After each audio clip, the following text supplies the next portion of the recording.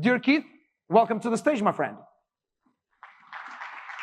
Hey, Welcome. great, yeah, Welcome. Thank you. Great to have you. Yeah, it's Thank you so terrific much. to be here. Okay, everybody, thanks for coming back from lunch. How many of you flew to be here today? Okay, and how many of you were surprised at how much it cost?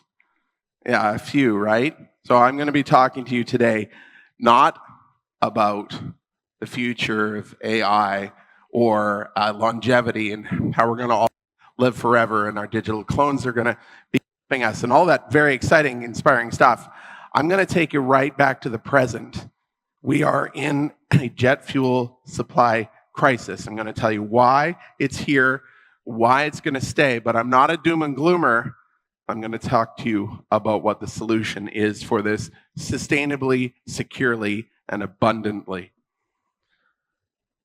Jet fuel. Jet fuel is kerosene. It's a simple chemical which we've been deriving from fossil fuels for over 100 years. It's a liquid. It goes right into the body of the plane. It fills the wings. Very efficient, very safe, very proven. It's distributed everywhere ubiquitously. But a lot of it flows through the Strait of Hormuz. And this is the cause of the problem that we have right now. The conflict that has arisen where Uncle Sam thought they held all of the cards. But thank you Saturday Night Live, Iran held a strait. And that strait is really something. $600 billion per year of crude oil, 20% of all global petroleum, 25% of all the seaborne petroleum, $1.2 trillion a year in trade. Every day that this is blocked, the whole world is held hostage. And I really do mean the whole world. A lot of people think that America is immune from this because they are a net oil provider, but they're not. This is most heavily felt in Asia, but Europe, we've seen jet fuel prices double. This is affecting everyone. And this is what it looks like. This is an actual photograph of an attacked oil carrier in the Strait of Hormuz. This is the damage. This is what they face anytime somebody tries to take a vessel through there. If you want to bypass it, there are two options. There is, in the green there is 4.5 million barrel per day capacity. This is extra capacity that wasn't being used before. Pipeline that goes right across Saudi Arabia. And then there's another 0.7 that bypasses the strait in the UAE. But Iran have threatened to attack that port as well as Yemen, which is another way to get the oil out without going through the strait. And can they do it? Well, that's my next slide. The net shortfall, 12 million barrels a day. And they absolutely can do it. These are the weapons that they have at their disposal. Those are the ranges. You can see right there within the range of most of their weapons, everything that surrounds the strait, and with their longest distance weapons, even to Yemen and anything going in the Red Sea. They certainly have the capacity to do this, and it's, as you can see from these lower images here, it's very, very difficult to see where a missile silo is before one goes off. How to eliminate these threats before they're airborne. Very, very difficult. And a lot of what they're using is cheap and unmanned. Look at these speedboats. These speedboats are drones. They're armed with missiles. They're out there. There's no loss of human life to them. There's no threat of human life. And these are cheap to build. The mines, the drones, the missiles that they have there, and their manned submarines have only got 3 people in them. They mean business, and they're out there. This is a situation, even after this conflict has ended, that will always be there. They know that this can work. This has been an effective not only physical warfare, but economic warfare. The commodity impact goes beyond oil, beyond jet fuel, which I'm specifically talking about, it affecting everything. Fertilizer. We all eat food, we all need fertilizer. This is a huge problem. And what is going to happen next? Well, there are a few scenarios here. Either we have a stalemate, we have an escalation, or the US tacos. This is what we look at. In an escalation, we're looking at nearly another doubling of jet fuel prices. In a stalemate, they're going to stay where they are right now.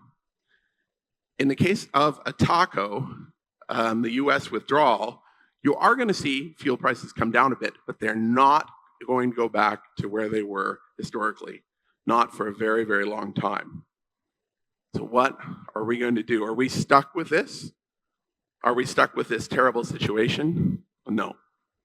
There is another way, a new hope, if you will, and that is SAF. Who's here has heard of SAF? Maybe you heard my talk last year. Great. SAF is sustainable aviation fuel, and this is an Airbus that's been set to run on 100% of it. But every jet can run on it. It is kerosene. It's certified. It's sustainable. It's a 90% reduction in CO2 emissions, and it is compatible. It's the same molecule. You can drop it into any plane. In fact, all of you who put up your hands saying you flew here, you had some in your tank on the way here. So the difference is how it's made. It's not made from fossil fuels. It's made from sustainable feedstocks, and there's a wide range of the sustainability of those feedstocks. I want to tell you how those are done. The number one way, 85, 90% of all SAF on the planet is made through HEFA. This is used cooking oil. Also, beef tallow is a big input, and for some Canadian operations, canola oil is being used.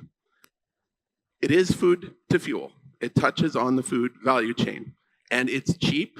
It's already a fuel. We've been using tallow, of course, to make candles since the beginning of time. It makes sense, but how can we scale that? Can we really eat 100 times as many French fries? Can we really slaughter 100 times as many cattle? No. Co-processing uses existing facilities for fossil fuels and mixes in some of these more sustainable feedstocks. This is a great way to get going. These facilities already exist. There's no or very little capex to spend to get them up and running, and it reduces the overall carbon emissions associated with those fuels. Alcohol to jet. Brazil is leading the world in this. Corn or sugarcane, you can take any ethanol and then further chemically treat it to create the SAF. Power to liquid is another way where you're literally pulling carbon dioxide out of the air with massive amounts of electricity and then using that to create the fuels. Great for the future, no feedstocks required other than the air, but you do need enormous amounts of electricity. So for most places in the world, this will be extremely expensive. What I want to talk to you about today is this process with this crazy long name, Fischer-Tropsch synthetic paraffinic kerosene. There are over 100 SAF developments going on in the world right now, and the market is growing enormously. It's already a $5 billion market, and it's growing overall worldwide at something close to 50%, but nowhere stronger than Canada. 106% CAGR forecasted for the coming years, and there's lots of reasons why.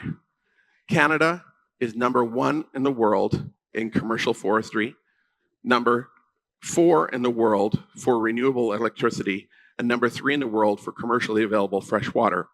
Also, very relevant to what we do, all of these yellow dots are closed pulp and paper mills.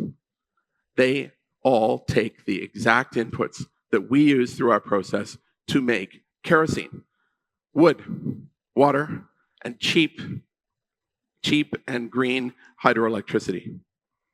We also have political will at these sites to bring jobs and industry back to those rural and indigenous communities that have been devastated by the collapse of the paper industry.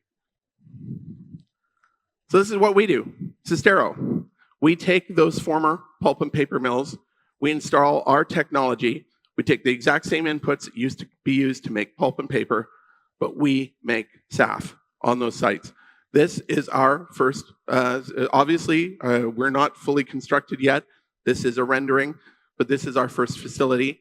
This facility makes hundreds of millions of liters of SAF per year. We can install this in any location that has enough biomass and enough electricity. 150 kilometers is the radius of the total supply chain to run these. Not running through any Strait of Hormuz, not crossing any borders. 150 kilometers to run this 24/7, 365, continuous, uninterruptible supply. It's a proven technology, bringing together technologies from Europe, North America, and also Africa, South Africa, to create a completely bankable technology with 97% carbon conversion and 90% reduction in carbon dioxide. It is bankable, it is insurable, it is investable, and it is scalable. So I'd like to summarize with some basic things about SAF. If I can go to my next slide. Oh yeah, so SAF is sustainable. Not just SAF, sustainable aviation fuel, sustainable AF, it's safe AF, it's scalable AF, it's sovereign AF, and it's secure AF. Thank you very much.